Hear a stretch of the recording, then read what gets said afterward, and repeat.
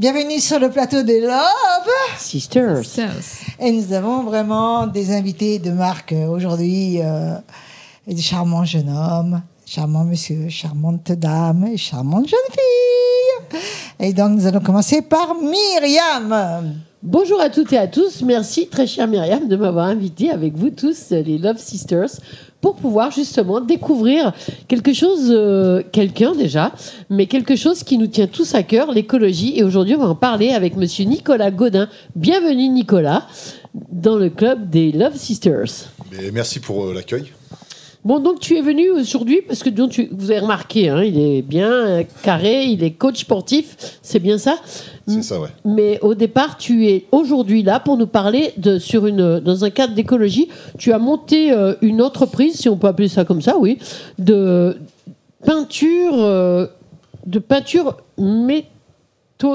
méthodologie écologique de peinture qui permet de faire baisser les températures sur les toits.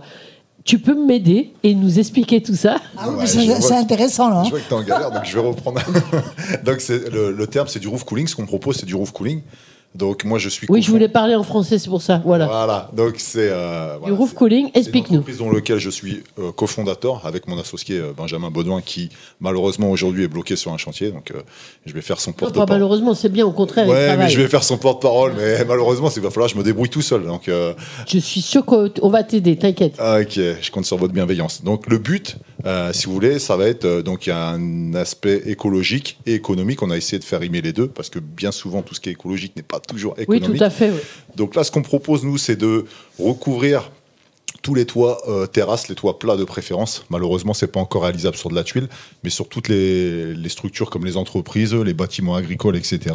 On va venir mettre dessus une peinture résineuse blanche qui va permettre de baisser tout ce qui est réflectance solaire. Autrement dit, on va pouvoir rejeter 90% des rayons solaires et ainsi baisser la température. Donc en surface, on va pouvoir passer sur un mois de juillet-août, comme ce qui s'est passé cet été, on va pouvoir baisser de 90 degrés en surface jusqu'à 40 degrés.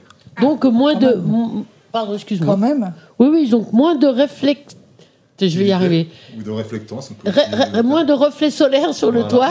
C'est plus ça. Oui, j'ai bien surfé sur cette vague-là. Enfin, quoi qu'il en soit, ce qui veut dire moins de température à l'intérieur. Donc économie, c'est de là d'où vient la fameuse économie. C'est-à-dire qu'on a moins de clim à l'intérieur puisqu'on en a moins besoin.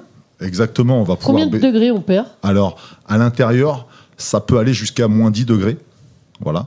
Donc on gagne 10 degrés, on perd 10 degrés de température. On perd 10 degrés grâce de température. À cette peinture. Mais qui a inventé cette peinture ? Alors cette peinture, moi déjà, l'idée m'est venue lorsque je suis revenu de Santorin. Donc en Grèce, c'est là où tu as commencé à découvrir que les maisons bénéficiaient de cette climatisation naturelle, non ? Enfin, oui, plus ou moins. Mais je me suis aperçu en fait dans les bâtiments qui faisaient une température très agréable malgré la chaleur extérieure. Bon, c'est vrai qu'il y a aussi une sacrée épaisseur, etc. à prendre en compte. Mais surtout, on s'est rendu compte, depuis quelques années, j'ai rien inventé, ça fait déjà un bout de temps que ça existe dans certains pays où on arrive à baisser la température grâce à cette peinture blanche. Donc nous, notre peinture à nous, notre résine à nous, c'est une peinture résineuse, elle a une particularité, c'est qu'elle va avoir un agent à l'intérieur très réflectant qui va permettre beaucoup plus qu'un blanc classique de refléter les rayons du Oui, solaire. ce serait trop simple. Donc, il suffirait de tout peindre en blanc. Voilà, le produit que vous proposez a vraiment quelque chose d'efficace. Il est inspiré aussi de la technologie de la NASA, qui a un effet beaucoup plus réflectant qu'ils peuvent utiliser justement, notamment sur des fusées ou sur d'autres structures comme ça spatiales. Ouais. Mais l'hiver, alors comment ça se passe ? Alors l'hiver, il n'y a pas trop de miracles l'hiver. Le bénéfice va surtout se retrouver l'été. Voilà, et on va pouvoir baisser justement par rapport à ce qu'on disait tout à l'heure, c'est la climatisation. On va pouvoir baisser jusqu'à 40%, faire 40% d'économie d'énergie et d'électricité, notamment sur les climatisations. Donc on va pouvoir permettre une durée de vie beaucoup plus longue sur tout ce qui est entretien des climatisations et également au niveau des structures, puisque les structures des bâtiments vont moins bouger. Puisqu'évidemment, ça fatigue aussi le... Oui, ça fatigue également les structures. Donc quand on passe de 90 degrés à 40 degrés, inutile de vous expliquer que vous allez faire aussi des économies de ce côté-là. Et sur l'intérieur aussi, on va récupérer le gain. Donc ça dépend aussi comment dire, de l'isolation générale. Sur un bâtiment agricole, par exemple, on ne peut pas, où il y a de l'élevage. Oui, par exemple, un grand supermarché, un bâtiment agricole, enfin des endroits donc à toit plat où il y a des grandes surfaces, ça peut être d'autant plus intéressant d'utiliser ce procédé. Ah, c'est quand même dommage pour nos maisons. Ben non, il faut mettre un toit plat. Oui, mais on ne peut pas mettre un toit plat. Non, en fait, on ne peut pas par rapport au PLU. On pourrait très bien le faire sur de la tuile. Simplement, la plupart des mairies vont refuser. C'est pour ça que vous n'avez pas le droit. Exactement. Ah oui, parce que justement, en Floride, toutes les nouvelles constructions maintenant sont obligatoires avec ce procédé-là. Exactement. Donc la NASA l'a prouvé, les Américains sont toujours un petit peu en avance. Un peu, ouais. Et nous, on est quand même français, donc on devrait s'y mettre. Et ouais, mais malheureusement, c'est vrai que sur l'État de Floride, c'est devenu obligatoire parce qu'on a constaté, grâce notamment avec les caméras thermiques, qu'il y avait une grosse diminution de température sur les îlots de chaleur, en fait. Donc ça permet vraiment, on s'en rend compte aujourd'hui, c'est prouvé par A plus B, avec toutes ces caméras thermiques, qu'il y a une grosse diminution de chaleur et qu'on peut enfin pouvoir baisser l'empreinte carbone. Donc pour nous, c'est quelque chose d'intéressant. Quand je parlais tout à l'heure aussi d'économie, c'est qu'on a un retour sur investissement qui est assez rapide. Entre 2 à 5 ans, on a un retour sur investissement. Et plus on va aller dans le temps, plus ces coûts énergétiques vont augmenter. Donc, il faut le renouveler régulièrement, ce genre de procédé. J'ai une très bonne nouvelle pour vous, Myriam. C'est qu'on a une garantie de 20 ans sur notre produit. 20 ans sur le produit. Donc ça, c'est vraiment... Ça vaut le coup, là. Ouais. Surtout qu'on sait qu'il va faire de plus en plus chaud.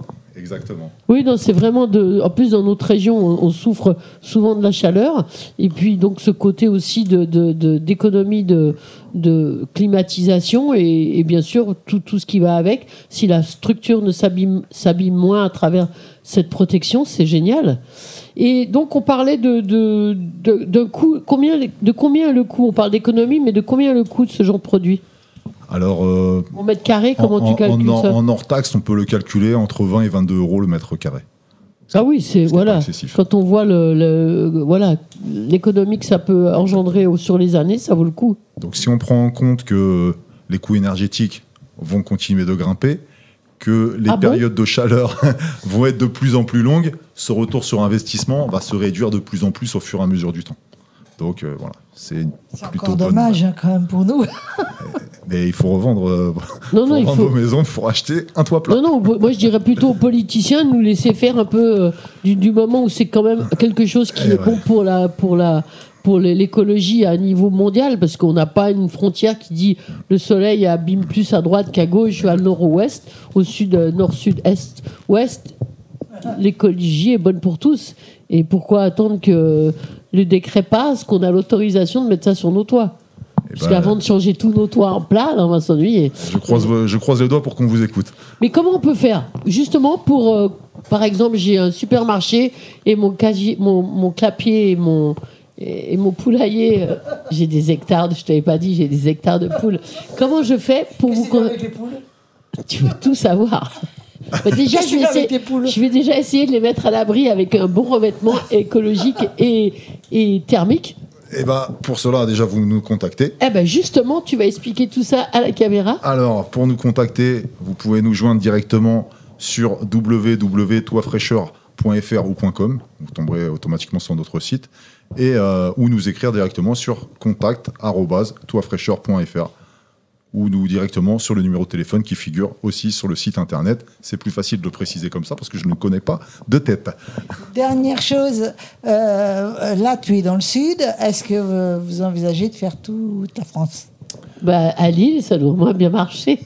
Alors, bizarrement, et je vais vous surprendre, notre plus gros concurrent est sur la région de Bretagne. Les Bretons, je les aime bien, donc ça va. Elle s'appelle Myriam Breton et moi je suis Breton. Et voilà. Mais c'est pas moi, je suis pas la concurrente. Mais donc, vous êtes stationné où? On est. Ton entreprise. Pour le moment, on figure sur notre siège social est sur Saint-Gély-du-Fesque, donc Montpellier-Nord. Mais tu pars avec ton équipe partout? Mais bien sûr, on peut se déplacer avec notre équipe. Donc les Bretons, ils n'ont qu'à bien se tenir. Voilà, les Bretons. Voilà. Non, attends. Merci pour toutes ces informations. Avec grand plaisir. Merci encore pour l'accueil et de permettre. De toute façon, l'idée est géniale. Voilà. Donc à vous tous, derrière vos télévisions, vos écrans, vraiment, allez les voir parce que la planète a besoin d'un peu de fraîcheur. Ouais. Merci. Merci à vous, merci. Heidi, c'est à toi. Oui, alors, on ne la présente plus, notre chère On Amaury. est quand même obligé de la présenter. Hein. Bon, on va la présenter quand même. Ceux Mais, qui ne me connaissent pas, peut-être. donc, Amaury qui... Amaury. Non, Amaury. Marie à Qui l'envers. organise un concours de chant qui a lieu maintenant tous les ans. Oui. Et ce soir, tu nous as amené avec toi tes deux vainqueurs de cette année. Oui, je vais les présenter. Peut-être repréciser ce qu'est le concours de chant, pourquoi Bien il sûr. a été créé. Bon. Et nous en sommes donc maintenant à notre 4e édition. C'est un concours de chant qui a été implanté à Palavas-les-Flots. C'est un concours de chant dédié exclusivement à la chanson française, avec une originalité et une unicité quasiment nationale, puisque tous nos finalistes sélectionnés ont le privilège de se produire en live sur la scène du Nautilus à Palavas-les-Flots, qui est quand même une jolie scène avec une jauge de 200 places. Et l'originalité consiste en fait et réside dans le fait que tous nos finalistes sont accompagnés par un pianiste professionnel qui est actuellement, entre autres, mon pianiste Michel Tardieu. Et donc, je vous présente alors dans la catégorie junior Mia Moniz, qui a gagné avec Mon Amour de Slimane, qui est le titre phare donc de cette Eurovision 2024. Et puis, dans la catégorie adulte, nous avons Anthony Colombo qui vient donc du Var. De Bouches-du-Rhône, voilà, on n'est pas loin. Et alors tous les deux, bon, ils vont parler bien sûr. Donc Anthony a gagné avec Je me voyais déjà de Charles Aznavour. Ça a été vraiment Ça monte. voilà. Tu montes dans la fiche, sur la fiche, tu montes. Et les deux ont conquis le public parce qu'ils ont voilà, eu à la fois une originalité puis surtout une présence tous les deux sur scène qui a conquis tout le monde. Tous les deux sont auteurs-compositeurs. Déjà. Voilà. Donc après, je vais les laisser s'exprimer, puis on reviendra ensemble. Alors, déjà, je pense que tu es encore à l'école, jeune fille. Je vais pas te demander ce que tu fais dans la vie. Ça fait longtemps que tu chantes ? J'ai toujours chanté, mais commencé à prendre des cours de chant à 7 ans. Et actuellement, j'ai 10 ans, donc ça fait 3 ans. Voilà, 3 ans. Longue carrière. Le début d'une belle carrière qui s'annonce en tout cas. Et tu écris déjà ? Oui, j'ai écrit ma chanson il n'y a pas énormément de temps. Elle s'appelle du coup Dans mes souvenirs et c'est une chanson que j'ai écrite pour mon grand-père qui est décédé d'un cancer de la gorge. Et j'ai toujours dit que c'était pas un hasard que je chantais et que c'était parce qu'il m'avait transmis sa voix. Et du coup, c'est ce qu'elle explique cette chanson. En tout cas, tu as l'air très à l'aise derrière un micro, ce qui n'est pas donné à tout le monde déjà à la base, mais encore moins à une enfant de 10 ans. Oui. Quel est ton plus grand rêve ? Mon plus grand rêve, alors je dirais, moi j'ai toujours, alors ça c'est possible, mais j'ai toujours voulu chanter pour dans les maisons de retraite et tout, parce que je trouve ça bien de voir des personnes âgées très heureuses, voir des étoiles dans les yeux et tout. En fait, quand tu dis que ils n'ont pas toujours, par exemple, des passés faciles ou voilà, je me dis que rajouter un peu de joie dans leur vie, parfois un peu triste, voilà, c'est heureux et que du coup ça me fait plaisir. Donc quand je chante pour un public, ça me fait la même chose. C'est trop mignonne. Déjà de belles valeurs à ton âge. Je voudrais préciser quand même que Mia a une personnalité artistique déjà bien affirmée. C'est une rockstar. C'est vrai, tu chantes Niagara, donc je ne sais pas si vous avez la référence de ça, mais bon voilà, ce sont des tubes quand même bien enlevés. Tu as un style particulier aussi au niveau vestimentaire. Elle, c'est des baggy, sont des bobs. Est-ce que tu as quelque chose encore à rajouter à ça ? Que j'en fais la collection. Une vraie personnalité affirmée. Il y a quelqu'un avec qui tu rêverais de chanter ? Oui. Bah, justement, Slimane, c'est mon chanteur préféré. Et après, bah, il y a en fille, ce serait Oshi, parce que j'adore sa personnalité, justement. Je trouve que c'est pas ordinaire, c'est pas ce qu'on voit d'habitude. Et je sais pas, j'ai l'impression que, en fait, on la connaît Oshi, mais il n'y a pas beaucoup de gens, il n'y a pas trop de gens qui parlent d'elle. Donc quand tu dis Oshi, les gens connaissent, mais ils parlent pas spécialement d'elle. Alors que moi, je trouve qu'elle est très forte dans sa façon de chanter. Elle a une voix particulière déjà. Donc moi, je trouve ça très joli. Et bah, ce seraient les 2 chanteurs avec qui j'aimerais chanter. Est-ce que tu comptes participer à d'autres concours ? Oui, donc déjà, il y a The Voice qui m'ont contacté plusieurs fois. Et bah, ils m'ont contacté plusieurs fois, ça fait 3 ans que bah, j'y vais. Cette année, bah, ça fera 3 ans encore. Et du coup, bah, j'aimerais bien y participer parce que bon, bah, aller tous les jours, enfin tout le temps, chaque année à The Voice jusqu'à Paris, ça fait beaucoup. Donc, j'aimerais Tu veux dire que passer... t'as pas été sélectionnée pour le moment parce que comment ça se passe ? Il y a des présélections ? Bah, en fait, moi, je vais jusqu'à Paris, donc la première étape de Paris, et après, bah, je m'arrête là. Et bon, bah, du coup, s'il passe par là, c'est bon, j'en ai marre de passer bah, toujours à la fin. Bah, il faudrait que je passe un jour parce que là, je sais pas. Parce que franchement, là, ça fait longtemps que. Faut rien lâcher, tu y arriveras. Ça fait depuis bah, du coup que j'ai 7 ans que j'y vais, donc ça fait longtemps. J'ai une petite question. Tu pars à Paris à tes propres frais ? C'est la production parisienne qui te paye le voyage. Bah, on paye nous-mêmes et c'est que si tu passes bah, du coup dans l'émission que tu commences à toi. Où tu seras. Voilà, t'es pris en charge, quoi. Voilà. C'est incroyable. Cette maturité à son âge. Et... Bah, du coup, Magali m'a. Magali, moi, c'est comme ça que je l'appelle, mais c'est Amri. C'est Amri. Bah, tu as changé de prénom ? Oui. D'accord. Non, mais c'est comme ça que je l'ai connue. Bon, voilà. Donc, Amri m'a écrit une chanson. Et je sais pas du tout comment bah, elle est, mais je sais juste que ça bouge et que bah, ça commence par... moi, je m'appelle Mia, donc voilà. Mais ça bouge déjà, je sais ça, mais sinon, je sais pas. Donc, voilà. Elle t'a fait une belle surprise. Oui, c'était pour mon anniversaire. Voilà. Une musique que tu as composée et écrite ? Voilà, en fait, le concours de chant permet aussi, en tant qu'auteur-compositeur et parolière que je suis, de m'inspirer. Et les 2, là, cette année, m'ont vraiment inspirée. Donc, les 2 ont eu une chanson. Effectivement, donc celle de Mia est déjà faite. Voilà. Et il ne manque plus maintenant qu'à poser la voix. Et je pense que le single sortira vraiment avant la fin d'année et je vous invite réellement à regarder parce que je pense que ça peut être vraiment un carton tout comme Anthony qui est à côté de moi. Anthony d'ailleurs, on va te poser aussi quelques questions. Qu'est-ce que tu fais dans la vie ?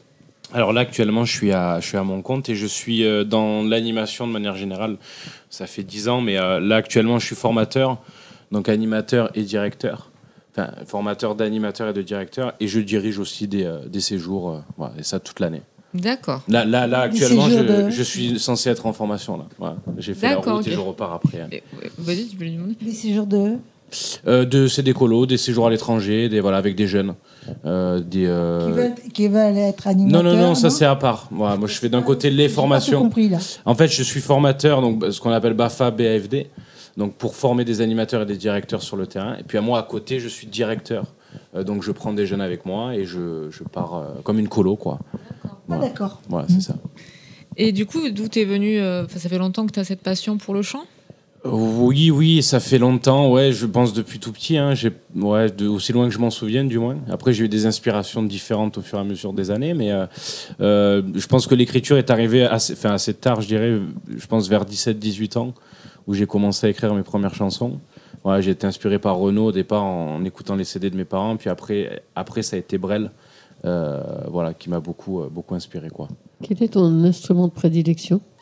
Alors j'ai été batteur moi pendant presque 10 ans, mais aujourd'hui je suis plus sur du piano. Voilà, je suis pas pianiste, hein, mais je compose au piano. Suffisamment pour composer. Ouais. Pour composer, voilà, c'est ça. Tu fais de la musique ordinateur ? Non, mais j'ai travaillé un temps avec des amis qui en faisaient. Voilà, mais je suis sorti de ça là maintenant. Je préfère les instruments. Tu te produis physiques. un petit peu ? Oui, un petit peu. Alors moi, à côté, je suis rattaché à une troupe de cirque. Alors moi, je fais pas de cirque, mais j'écris des spectacles pour eux, qui mélangent la chanson, le théâtre, etc. Donc j'écris leurs spectacles, je joue toutes les parties théâtre entre les numéros et je chante pour eux. Voilà, donc j'ai la chance de jouer c'est toute l'année, quoi. Ton objectif, du coup, là, c'est de produire ton album ? Exactement, ouais. Et puis de pouvoir vivre de la musique entièrement. Et est-ce que tu as pensé, comme Mia, à te présenter à The Voice ou à d'autres concours de chant ? Oui, j'y ai pensé. Moi, pendant longtemps, je me considérais plus comme un auteur. Donc, j'avais pas la légitimité pour moi de me dire je suis chanteur, donc j'y vais. Pour le coup, le concours m'a donné aussi cette confiance. Donc, je me dis pourquoi pas essayer, pourquoi pas essayer pour le prochain. Je suis pas fermé. À part Renaud, du coup, tu as quoi comme autre influence musicale ? Oh là, j'en ai 1000. Ça va du rap, ça va de la chanson française. Bon, moins pop. Quoiqu'un temps, j'ai été fan de Michael Jackson. Tous les styles musicaux, en fait. Ouais, tous les styles. Après, je suis quand même bien chanson française à texte. Vieille chanson française, quand même. Hein. Donc, Ferré, Brassens, Brel, qui m'a beaucoup inspiré, qui m'a donné envie de chanter sur scène, en fait. Oui, des textes profonds. J'essaye, du moins. Voilà. Mais en tout cas, c'est ce que j'écoute. Voilà, c'est ce que je préfère. Là, vous avez fait un concours où il faut principalement, même c'est obligatoire, de chanter qu'en français, c'est ça, que des chansons françaises ? Tout à fait. Mais est-ce que vous chantez sinon, vous, d'autres langues, en anglais ou autre chose ? Alors du coup, je chante qu'une chanson en anglais pour l'instant. Après, j'aimerais bien chanter en anglais, mais pour l'instant, je chante qu'en français. Et une chanson en anglais, mais sinon, non. Voilà.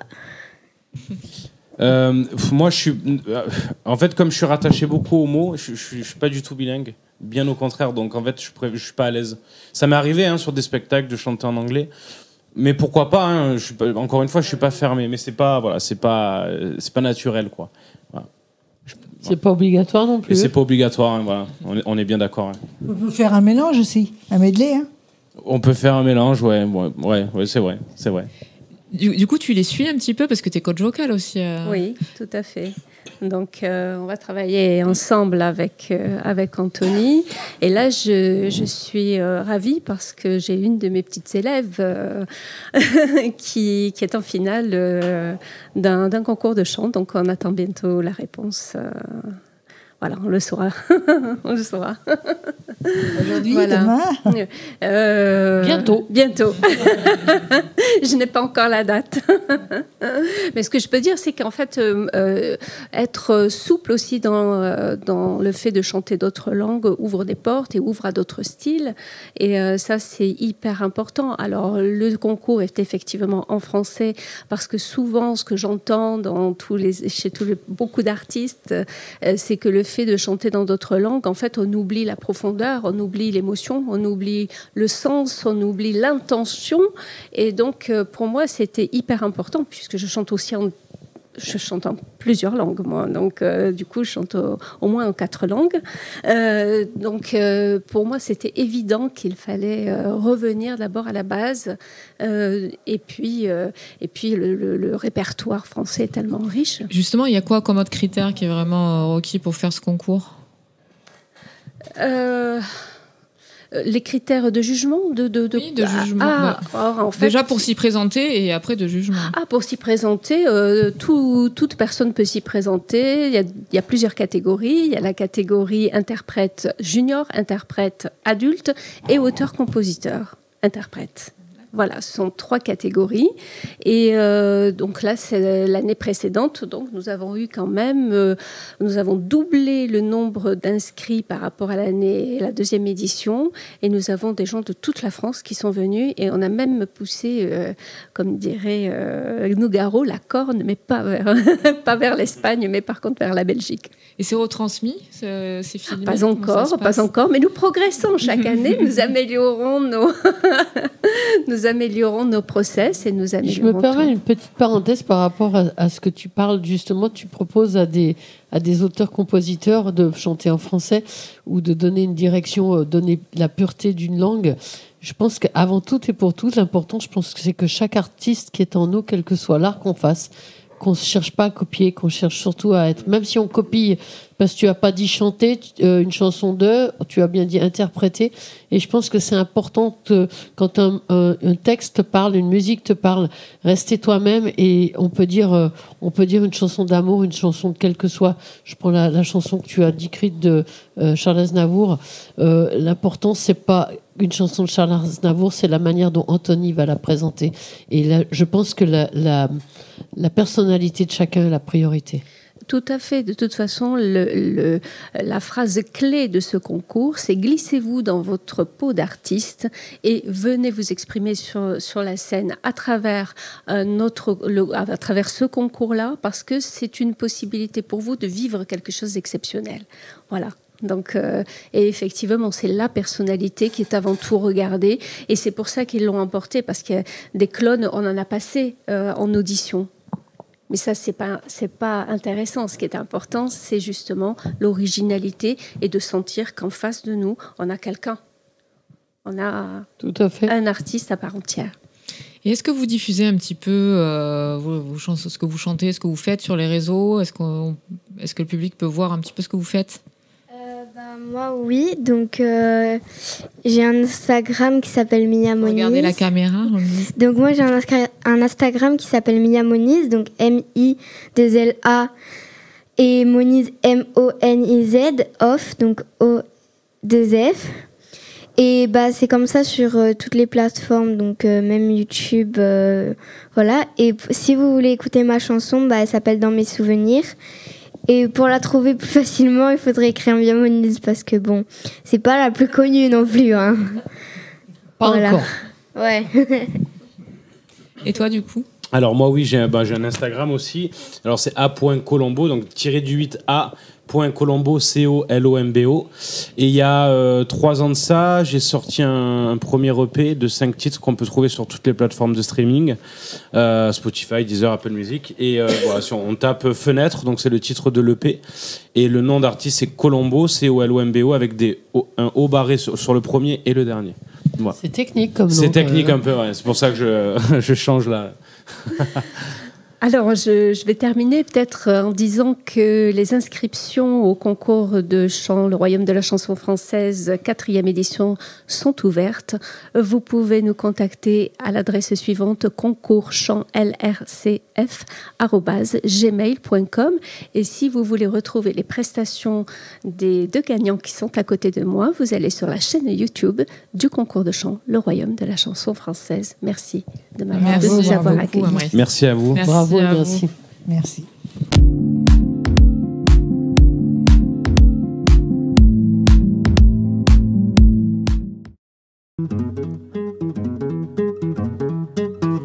Il est si bien coiffé, cet enfant de mariage, l'arrêt sur le côté et autres polissages. Oh, rien n'est mieux soigné que sa coquette image, qu'on pourrait même penser qu'il est presque trop sage.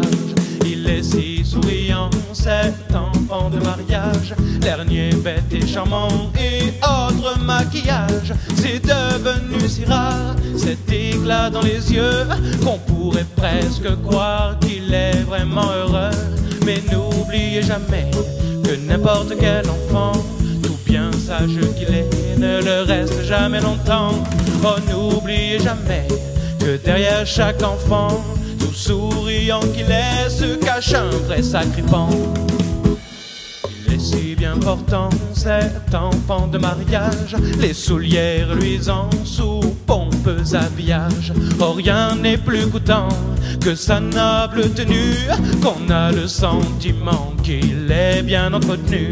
Il est si bien poli, cet enfant de mariage. Des bonjours, des merci, des courbettes au passage. C'est devenu si rare, ce respect des aînés, qu'on pourrait presque croire qu'il est bien éduqué. Mais n'oubliez jamais que n'importe quel enfant, tout bien portant qu'il est, ne les reste jamais longtemps. Oh, n'oubliez jamais que derrière chaque enfant, tout bien poli qu'il est, se cache un vrai sacripant. Mais après vœux et festins et autres bons usages, on ne retrouva rien de l'enfant de mariage. Ni mèche bien repassée, ni costume hautain, ni sourire contraint pour complaire aux aînés. C'est au fond du jardin, en lieu et bonne place, entre rire et cousin, qu'on retrouva sa trace. Des bêtises plein les yeux vers les nuages, et libre comme sont ceux qu'on dit enfants sauvages. Car n'oubliez jamais que n'importe quel enfant, tout si parfait qu'il est, ne l'est jamais vraiment. Et vient toujours le temps où n'importe quel enfant, tout grand qu'il eût été, redevient un enfant.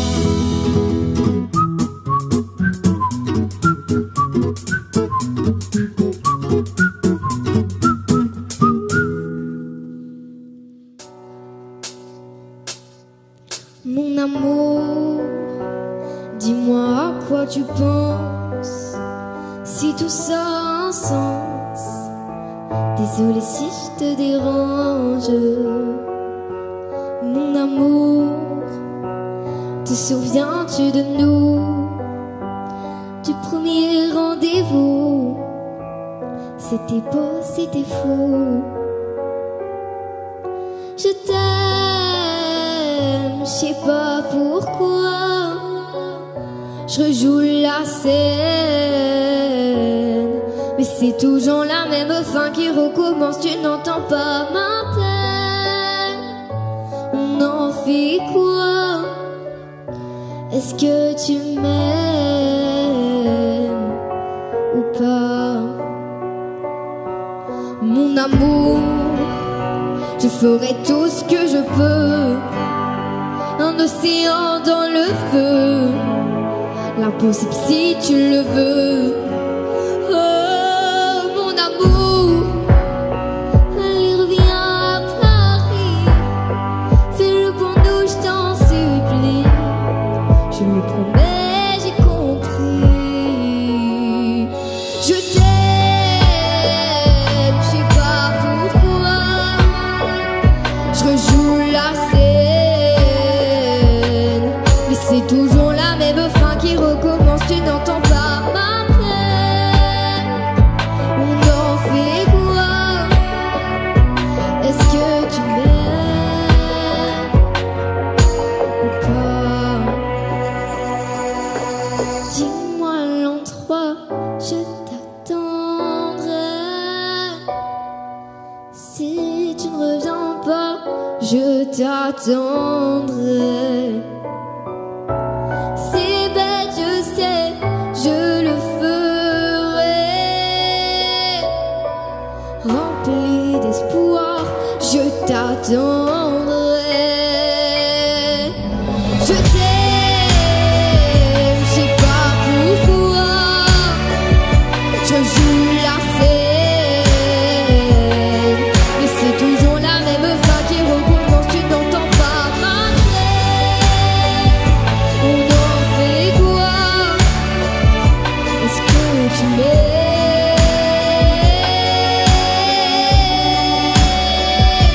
Est-ce que tu m'aimes?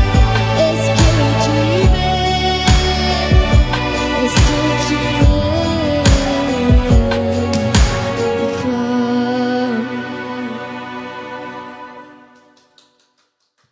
Myriam qui va nous parler un petit peu de ton invité. Oui, alors moi, j'ai invité Reka, j'ai eu un coup de foudre pour lui. Pas un coup de Ouais. foudre comme on peut imaginer, mais Attention, un coup de foudre pour son travail. Pour son travail. L'œil n'est pas loin. Donc, tu fais des fresques, Entre autres. entre autres. Et pas que. Et pas que. Et des Donc, toiles. alors, je Et fais des des toiles. fresques, des toiles, aussi de la photo. De la photo.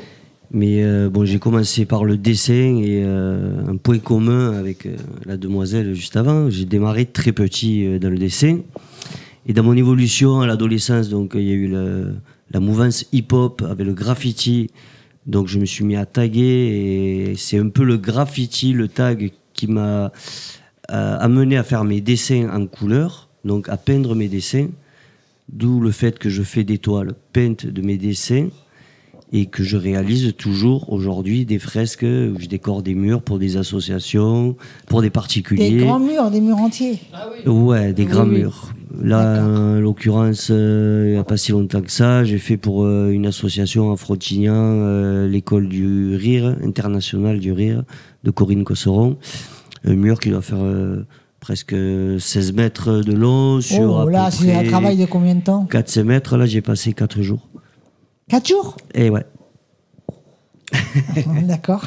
Eh ben ouais, ça se fait pas comme ça. Hein. Non, mais pour moi, c'est pas beaucoup, 4 jours. Ah ouais, oui, d'accord, ouais, ok. Oui, non, c'est vrai que j'ai un peu speedé quand même. Quand Parce même, voilà, que, c'est bon, pour il y ça a que les- j'ai dit. Et moi, l'étonnement n'était pas de. Ah d'accord, ouais, du d'accord. temps, était ok. du court temps. Non, c'est Du vrai. court ouais. temps. On me le dit souvent, tu peux inviter, tu peux inviter. Donc, ça, tu ne pouvais pas nous amener cette fresque, elle aurait été trop grande, elle ne serait pas passée Et il ici. nous a amené des beaux, et un beau tableau. Là. Là, on va voir un tableau, il est Il est juste là. Et j'ai eu la chance de le voir en exposition sur 7, donc D'accord. je D'accord. sais que Mais là, c'est une petite série que j'ai commencé l'hiver dernier, qui s'appelle Soulagement. Donc, c'était après l'anniversaire de notre cher Soulage national. Ah, Soulage, Qui oui. peint des fonds noirs sur fond noir avec du noir. Et je me suis dit, c'est fantastique. Et on nous a tellement parlé de soulage avec ces fonds noirs que j'ai voulu me soulager en faisant des fonds noirs et en mettant chaque fois une couleur. Alors sans le vouloir, sans trop réfléchir, parce que j'aime bien faire les choses un peu Laisser la spontanément et spontanéité. qui émanent. Il y a 7 tableaux avec 7 couleurs différentes, un peu comme les 7 chakras. Je me suis rendu compte après, mais voilà. Ça fait une petite série de soulagement de 7 tableaux avec 7 couleurs différentes. Donc là, il y en a un vert et derrière moi, un bleu. Mais pourquoi il est si loin derrière? Il est si Il loin va le faire découvrir, tu vois. parce qu'on n'avait pas la place de le mettre plus près. Mais qui t'a dit qu'on n'avait pas la place? Ben, je sais pas, moi, je me Les suis miracles installé. existent. Écoute. Les miracles voilà. existent. On peut demander au caméraman de tenir Regardez. le tableau. Voilà, c'est une belle sirène bleue. Oui, mais moi je la vois pas. Voilà. Hein. Ah oui, elle est belle. Très belle. Voilà. Soulage. Tu utilises quoi comme technique pour peindre? Alors, comme matière, comme matériel, tu veux dire, alors c'est essentiellement de l'acrylique. J'utilise les bombes aérosols aussi sur les toiles. Et le Posca, c'est le feutre, un peu l'outil dans l'air du temps pour les artistes. C'est l'acrylique en feutre, en fait. Mais c'est pas de l'acrylique que tu achètes en supermarché. On peut l'acheter Tu où peux. on veut, on peut peindre avec Tu peux. n'importe quel acrylique. C'est Dans un intéressant de supermarché, savoir, on hein. peut trouver le Posca, on peut le trouver dans un supermarché.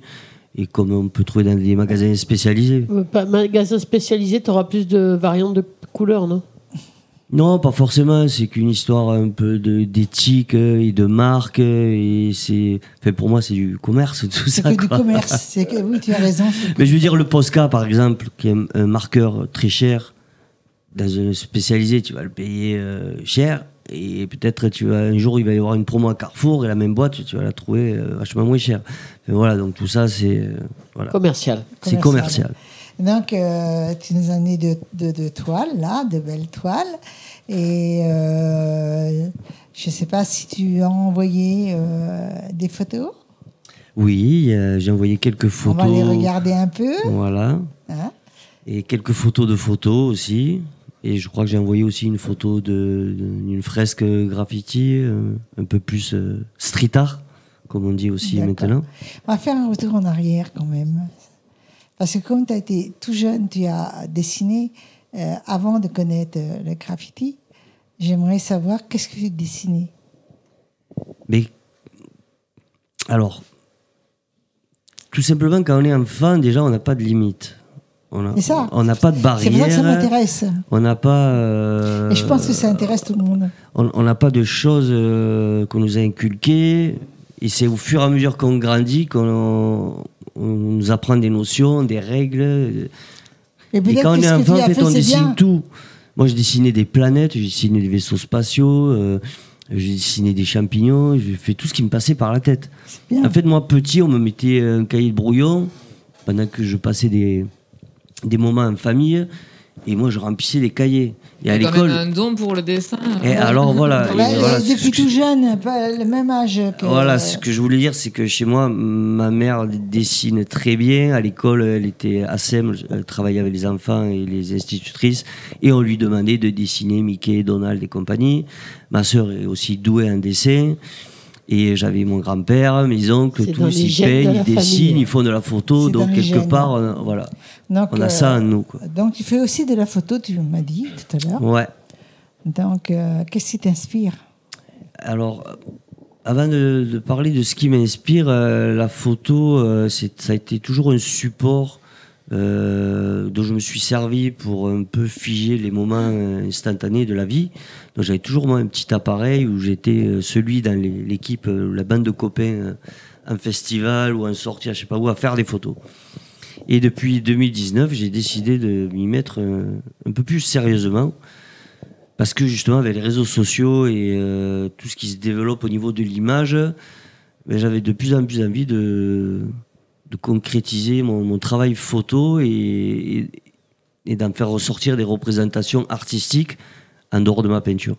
Parce que c'est une autre façon quand même de voir les choses ou de les retranscrire. Oui, c'est un autre art, un art parallèle.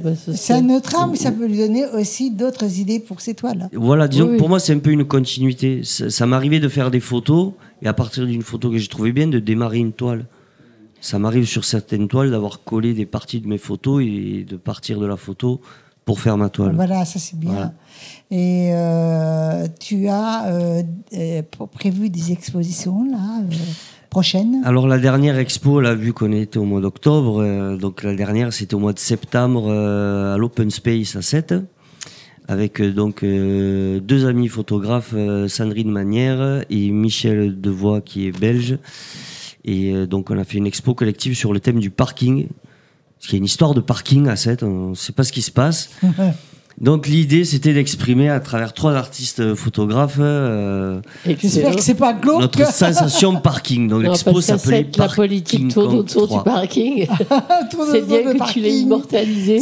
Voilà. Donc en fait, leur série de photos, elle, était légèrement politisée par rapport à cette histoire de parking.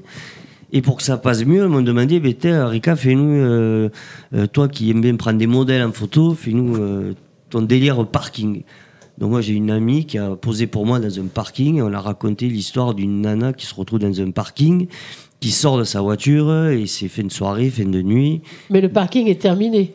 Et le parking est terminé, mais c'est une histoire qui peut se passer dans un parking qui va être fait ou qui a été fait. Et qu'est-ce qui peut arriver dans un parking autre que de garer des voitures, forcément. Donc...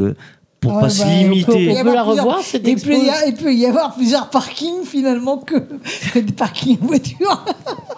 Et ce qui est intéressant sur un parking, on peut y rajouter la peinture de monsieur pour faire diminuer la température et rajouter de la petite musique de chanteurs ici présents pour agrémenter l'espace du parking. Autrement,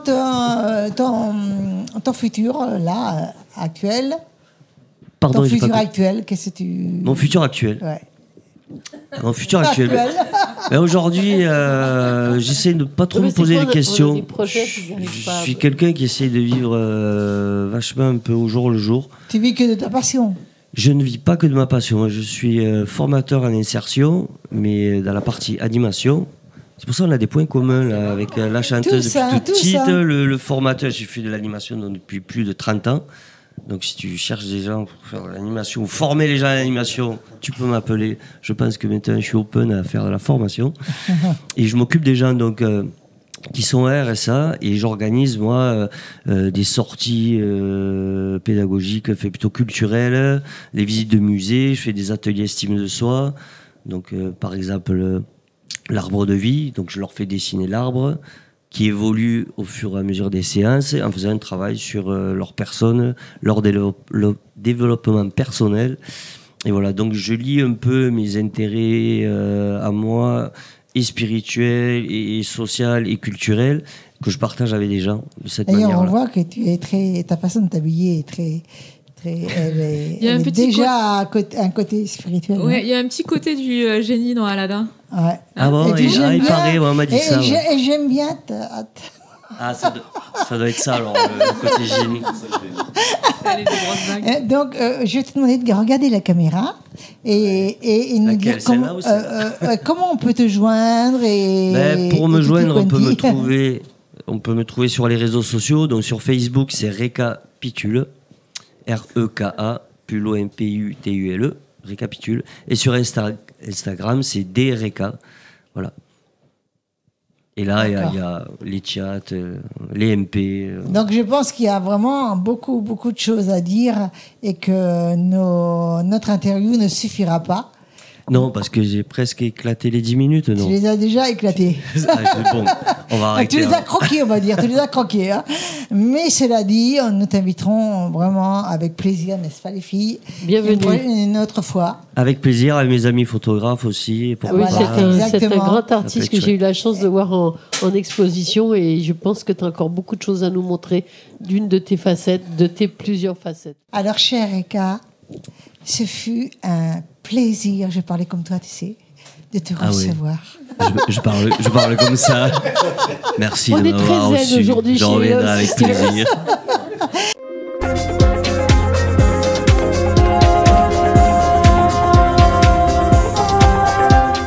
Docteur Love Sister, bonjour. Bonjour Myriam, bonjour. Pour une fois, toi, c'est la première fois dans une chronique. On est à trois. Déjà, je trouve que je suis très chanceux parce que je suis très bien encadré. On est un trio. Chose très agréable, n'est-ce pas? On est un trio. Voilà. Donc, pour parler d'un sujet lourd, il fallait bien arriver à mener un petit peu de piment. On est à la deuxième partie. On est à la deuxième partie, donc je vais parler déjà du cancer de l'enfant. Et donc, je vais parler en particulier de la radiothérapie. Donc, comme je vous disais, la radiothérapie, elle intervient dans 1 cas sur 3. Elle fait intervenir des équipes multidisciplinaires, c'est-à-dire radiothérapeutes, médecins, des psychologues, des physiciens, pour tout ce qui est la manipulation du rayon. Et tout ça, donc, des équipes qui sont des équipes de pointe. Et ça ne peut s'exercer que dans des endroits d'excellence, des endroits qui sont à la pointe du progrès et de la thérapeutique là-dedans. Et on a la chance à Montpellier d'avoir l'ICM Val d'Orel pour ça.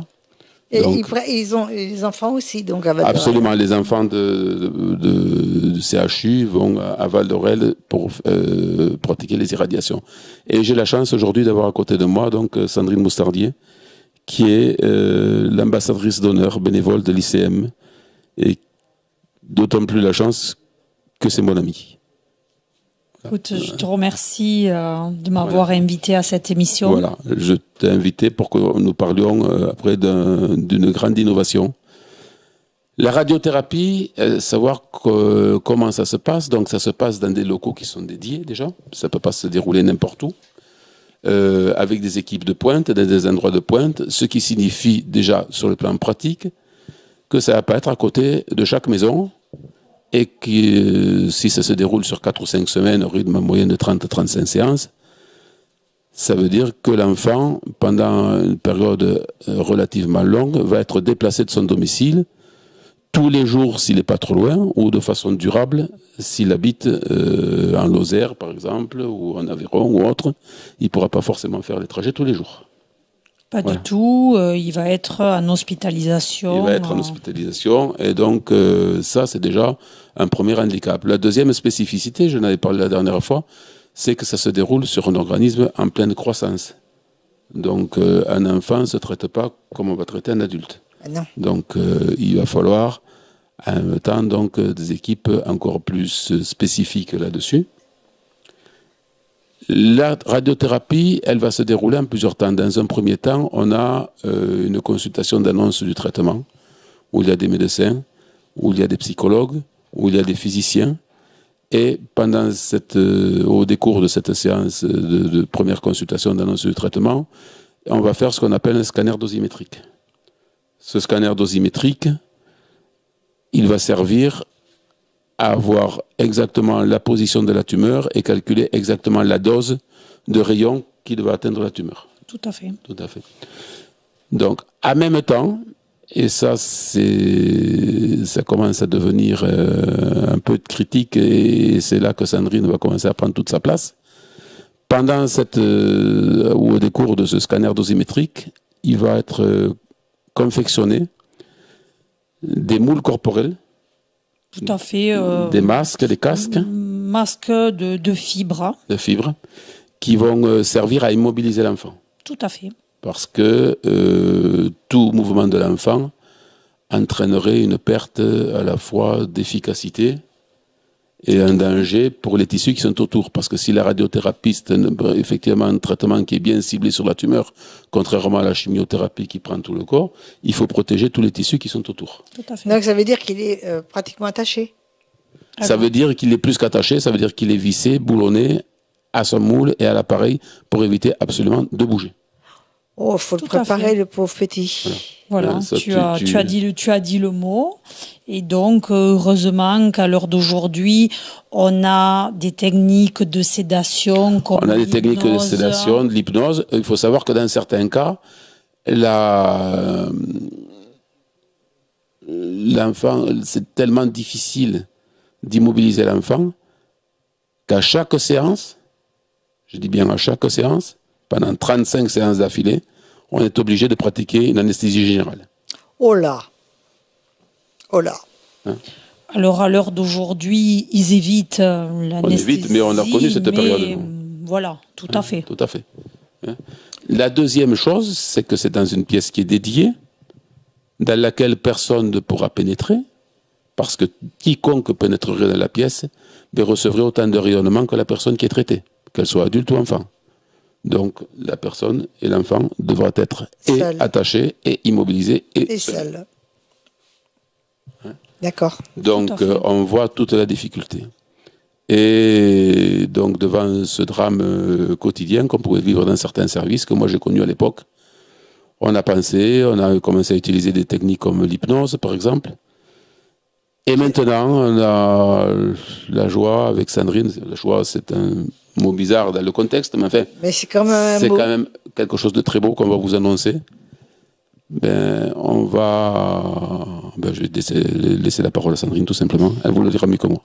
Écoute, Alain, nous allons être les premiers en France. On a eu un pari fou avec un radiothérapeute qui s'appelle Julien et qui accompagne, on va dire, les séances de radiothérapie pour les tout petits d'Arnaud de Villeneuve. Un pari très fou. Un robot qui va rester à côté de lui.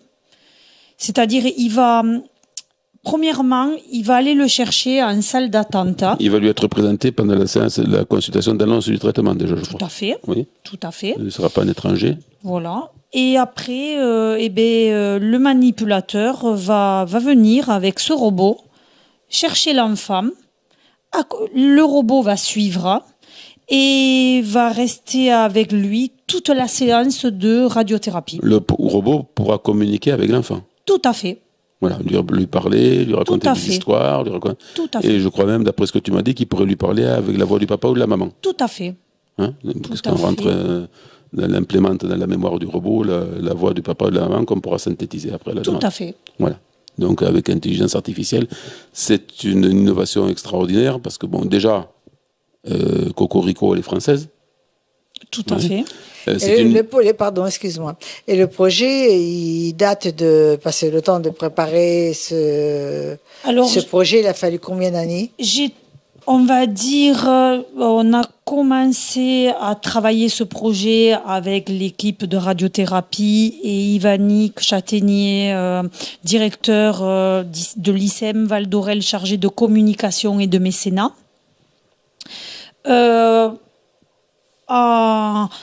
À m'écouter sur mes projets, sur mes attentes surtout, pour essayer d'améliorer ses soins au quotidien. Et donc, ils sont partis à la recherche de ce robot en France, à l'étranger, et nous avons eu une start-up française qui a répondu à nos attentes. Super. Voilà. C'est une start-up française et c'est une innovation mondiale puisque ce robot a été présenté au dernier CES Las Vegas, en fait. Tout à fait. Hein? Donc, c'est quelque chose qui est tout à fait nouveau. Et donc, on ne peut pas vous montrer aujourd'hui de photos de ce robot. C'est pas de la science-fiction, je vous l'assure. Le robot existe bien. J'ai eu le privilège de voir une photo que je n'ai pas le droit de divulguer, tout simplement parce qu'il va y avoir un contrat d'exclusivité avec l'ICM de Montpellier pour ce robot. Tout à fait. Hein, donc, ce qui ne signifie pas, pardon, que ce robot il va être réservé uniquement mondialement à l'ICM, parce qu'il sera partagé avec d'autres, mais que quand les autres l'utiliseront, il y aura en quelque sorte des royalties qui seront reversées à l'ICM. Tout à fait. Voilà. Et donc, et qui bénéficieront en priorité donc à Montpellier, au centre de soins. À quelle période Alors déjà, on va présenter le robot d'ici la fin de l'année.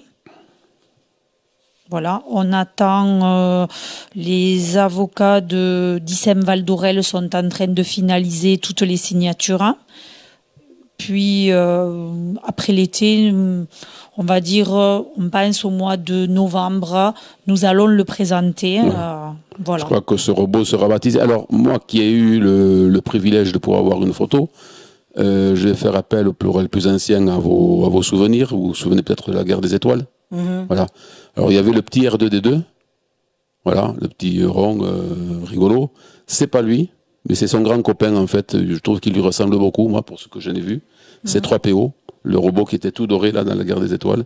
Et physiquement, il ressemble assez à ça, avec une petite particularité, c'est que c'est encore plus marrant pour les gosses, c'est qu'il est monté sur un monocycle. Ah, d'accord. Tout à fait. Et donc, ce projet est réalisé en 2025, je suppose. Voilà, il fera partie de l'équipe en 2025. À partir de 2025. Je pense, je ne peux pas te dire la date officielle. Bien sûr, on ne peut pas dire, mais à peu près... Mais 2025... voilà.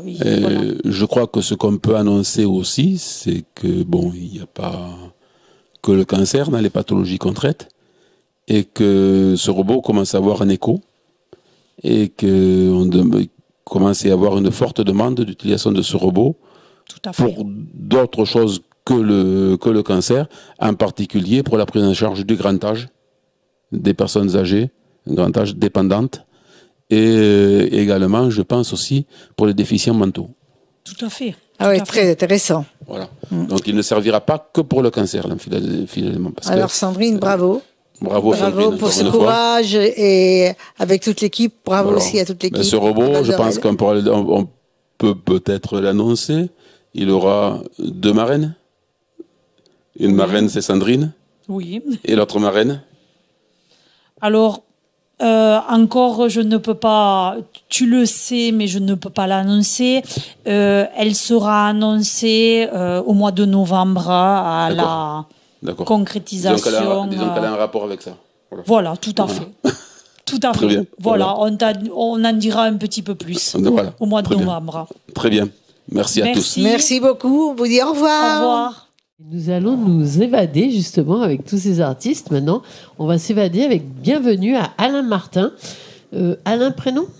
Voilà, donc Alain Martin, tu as justement, on a eu du son, on a eu de l'image, et toi, tu es un écrivain qui est venu, donc on a quelques-unes de tes œuvres ici.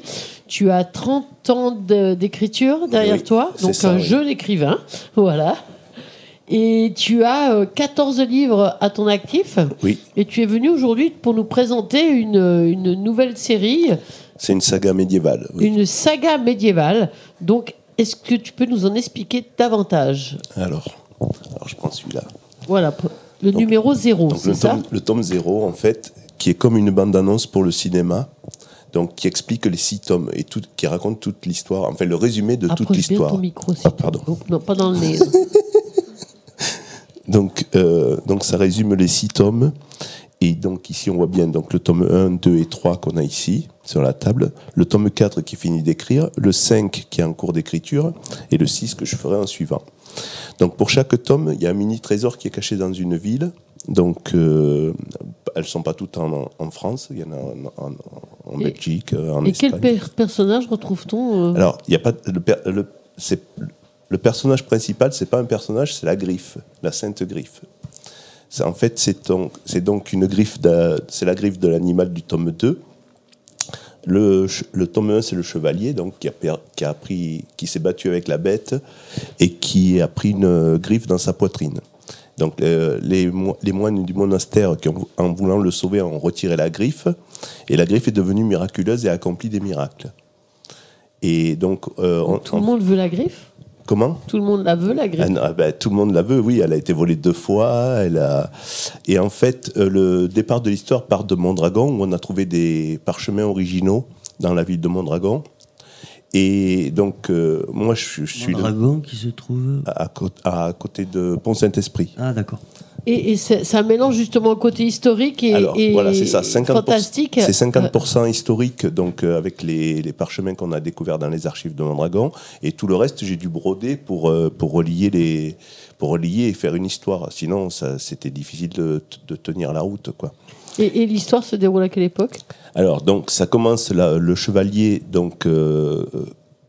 chasse la bête dans les années 705, à partir de 750, et il meurt en 755 de mémoire.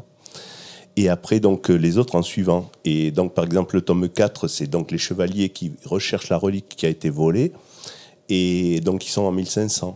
Et ça va jusqu'à notre ère, puisque le tome 5, c'est Napoléon. Napoléon, c'est 1850, c'est Napoléon III, qui réussit à récupérer la relique qui était cachée dans les caves du Vatican. Ah oui, tu fais bouger le lecteur vraiment partout. Et on va jusqu'au bout. Et le tome 6, c'est donc le moine Fiacus, et c'est lui qui va donner le plus d'éléments, puisqu'à partir du tome 6, il faut que le lecteur puisse trouver le trésor. Et donc ça sera soit un gros trésor, soit 10 petits mini-trésors, ou soit même 100 plus petits mini-trésors pour satisfaire plus de lecteurs en fonction du nombre de lecteurs et des sponsors que j'aurai à ce moment-là. Parce que pour l'instant, je sais où il faut les trouver parce qu'on veut la suite. Pour l'instant, je sais où il sera caché le trésor, mais je ne sais pas ce qu'il y aura dedans encore. Mais tu nous fais voyager, tu dis hors territoire. Enfin, il n'y a pas de frontières en lecture et en écriture surtout. Et donc, tu parles de France, du Vatican, de quels sont les lieux où se déroulent les histoires. Je ne peux pas le dire, puisqu'il faut les découvrir à travers de l'histoire. Ouais. Bon, ce que je peux dire, par exemple, c'est que pour j'ai essayé. Ce que je peux dire, c'est que, par exemple, pour l'église du tome 2, il y a 3 tableaux de Rembrandt à l'intérieur. C'est une église magnifique qu'il faut absolument visiter. Le but du géocaching, c'est d'aller chercher le mini-trésor là où il est. Et moi, j'ai découvert des lieux formidables. Le dernier, il